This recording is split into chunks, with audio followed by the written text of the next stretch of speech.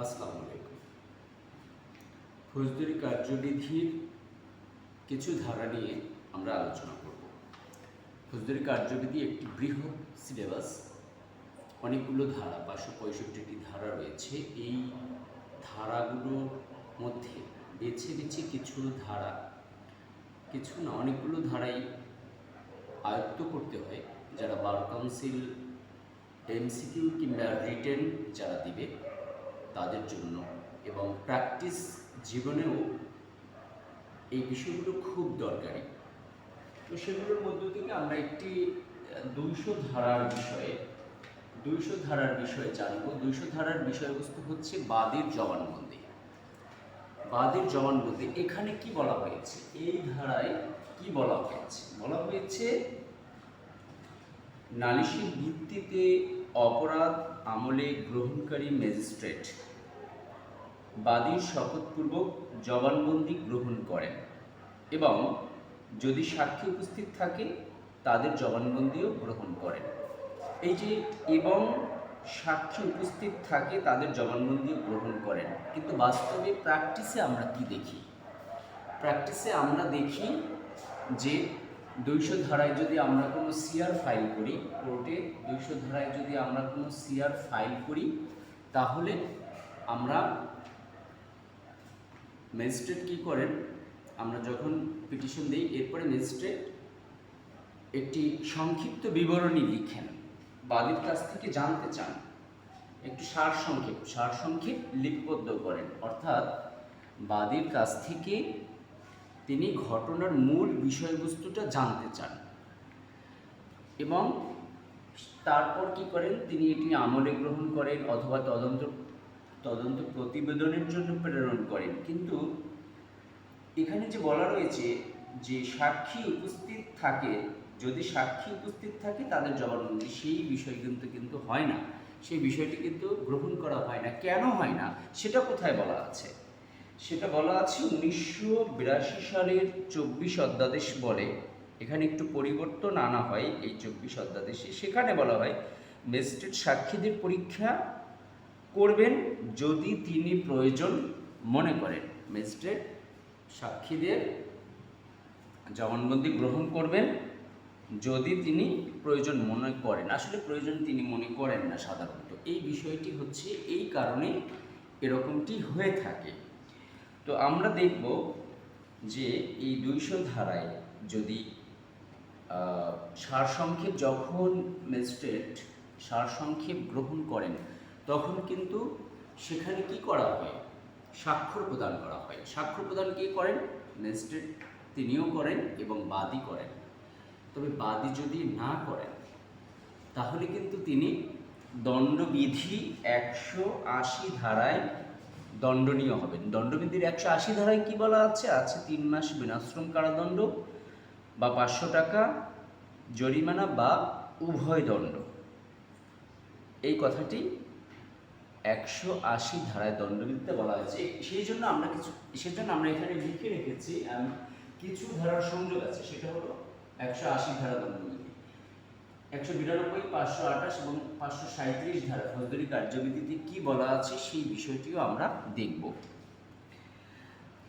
এখানে আরেকটু বলে রাখি যে এই বাদীকে অবশ্যই ম্যাজিস্ট্রেট পরীক্ষা করবে, তবে যে জবানবন্দিটা গ্রহণ করা হয় এই জবানবন্দি নেওয়ার প্রয়োজন নাই কখন, যখন আদালত বা সরকারি চাকরিজীবী যদি হয় সেই ক্ষেত্রে জবানবন্দি নেওয়ার প্রয়োজন নেই। এখানে আরেকটি বিষয় রয়েছে যে নালিশকারীর বক্তব্যে যিনি নালিশ করবেন, যিনি এই সিআর মামলা ফাইল করবেন, তার বক্তব্যে যদি অপরাধের ঘটনা প্রকাশ না থাকে, অনেক সময় অনেক বাদী আছেন যারা বিচলিত হয়ে পড়েন, সঠিকভাবে বলতে পারেন না। সেসব ক্ষেত্রে কিন্তু বিভিন্ন সন্দেহের উদ্ভব হয় যখন ম্যাজিস্ট্রেট সাহেব তিনি কী করেন, মামলাটি হয়তো আমলে গ্রহণ করেন না কিংবা খারিজ করে দেন। এই বিষয়টি ইম্পর্টেন্ট, সেই জন্য বলা হয়েছে নালিশকারীর বক্তব্যে যদি অপরাধের প্রকাশ না পায় তাহলে আসামির বিরুদ্ধে তিনি প্রসেস ইস্যু করেন না, ম্যাজিস্ট্রেট প্রসেস ইস্যু করেন না কিংবা মামলাটি খারিজ করে দিতে পারেন।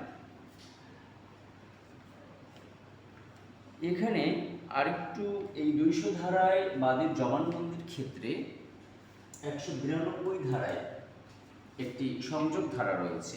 সেখানে কি বলা হয়েছে? বলা হয়েছে যে ম্যাজিস্ট্রেট কর্তৃক মামলা হস্তান্তর, ম্যাজিস্ট্রেট কর্তৃক মামলা হস্তান্তরের কথা বলা রয়েছে 192 ধারায়। ম্যাজিস্ট্রেট সাহেব যদি মামলা হস্তান্তর করেন সেক্ষেত্রে কি করা হয়? সেই ক্ষেত্রে আসামিকে নোটিশ প্রদান করা হয় না। ম্যাজিস্ট্রেট সাহেব মামলা যদি হস্তান্তর করেন তাহলে 192 ধারার অধীনে যদি হস্তান্তর করেন তাহলে কি করা হয় না? আসামিকে নোটিশ প্রদান করা হয় না। তবে 528 ধারা মোতাবেক যদি কোনো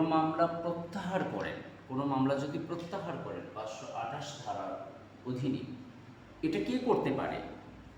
এখানে যে মামলা হস্তান্তর CMM, CJM, chief judicial magistrate, chief metropolitan magistrate, তারা এটি করতে পারেন।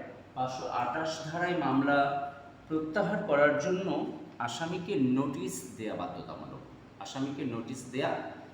বাধ্যতামূলক, সেক্ষেত্রে কি করতে হবে? সেটি কারা পারেন?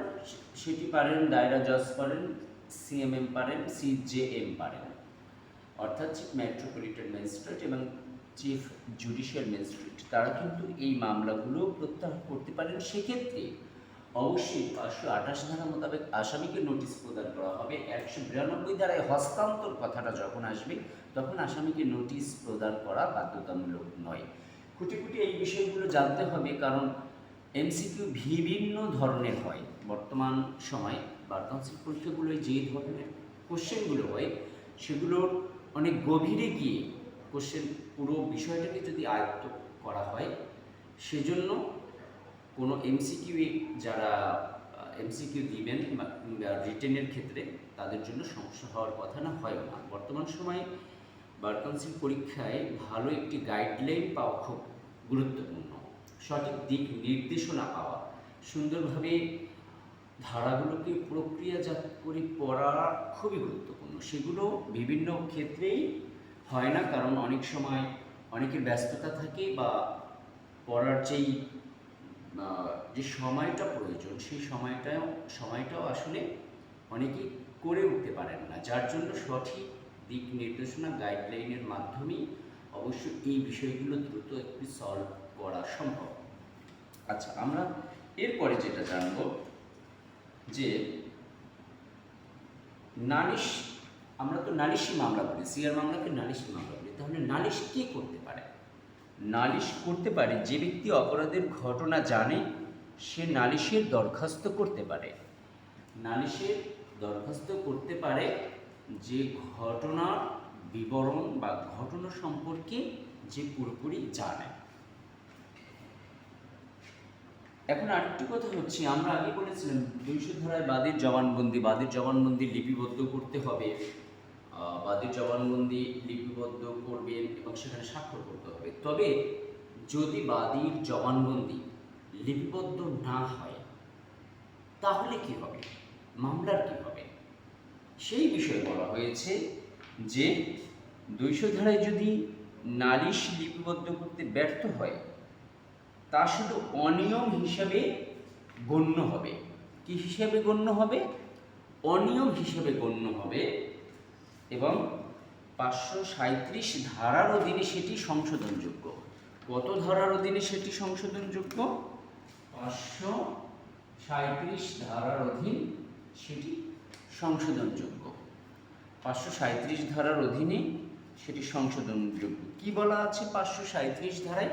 537 ধারায় বলা হয়েছে যে যেখানে বিচার নিয়মিত পদ্ধতিতে হয়েছে, বিচার প্রক্রিয়াটি নিয়মিত পদ্ধতিতে হয়েছে, কিন্তু কিছু রীতির ব্যতিক্রম ঘটেছে, কিছু কিছু রীতির ব্যতিক্রম ঘটেছে, যা ন্যায় বিচার বিঘ্ন ঘটায় নাই, এক্ষেত্রে বিচার বাতিল হয় না। এটা আবার কোথায় বলা আছে? এটা বলা আছে 21 DLR 284 WP। এখানে 21 DLR 284 WP এখানে বলা হয়েছে যে 537 ধারার অধীনে যেখানে বিচার নিয়মিত পদ্ধতি হয়েছে কিন্তু কিছু রীতির ব্যতিক্রম হয়েছে, ন্যায় বিচারে বিঘ্ন ঘটায়নি। কিছু রীতির ব্যতিক্রম হয়েছে, ন্যায় বিচারে বিঘ্ন ঘটায়নি। যদি ন্যায় বিচারে বিঘ্ন না ঘটায়, কিছু রীতির ব্যতিক্রম হয়, সেক্ষেত্রে এই বিচার বাতিল হয় না।